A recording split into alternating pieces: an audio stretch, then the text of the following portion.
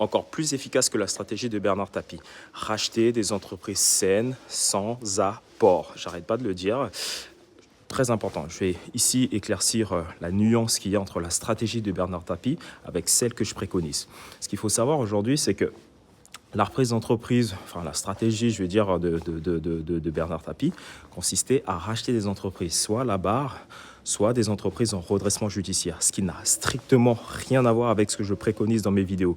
Moi, je parle ici d'entreprises saines. Pourquoi? Parce qu'en fait, racheter une entreprise à la barre ou en liquidation judiciaire nécessite énormément de compétences en contrôle de gestion, en finance d'entreprise pour pouvoir restructurer les boîtes tout simplement comme il faut, avec un risque évidemment d'échouer puisque la boîte n'a pas marché dans le passé.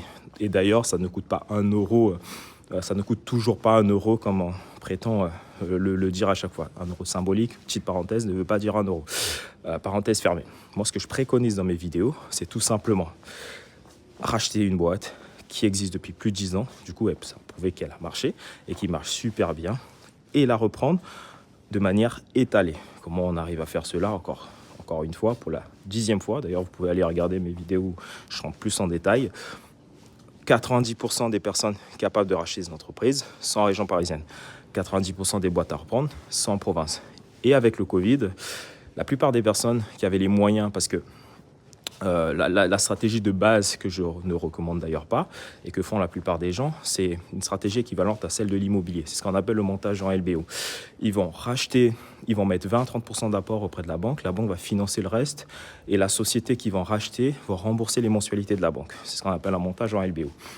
Et le problème avec ça, c'est que ça nécessite d'avoir les moyens de mettre les 20-30% d'apport. Quand on est sur des boîtes entre 500 000 et 1 million, voire plus, tout le monde ne peut pas se le permettre. Il faut avoir un salaire de cadre supérieur. Et ces profils-là sont en région parisienne. Et ces mêmes profils-là ne veulent plus prendre le risque depuis le Covid de sortir de leur zone de confort et de s'aventurer comme ça en province et essayer de racheter des boîtes.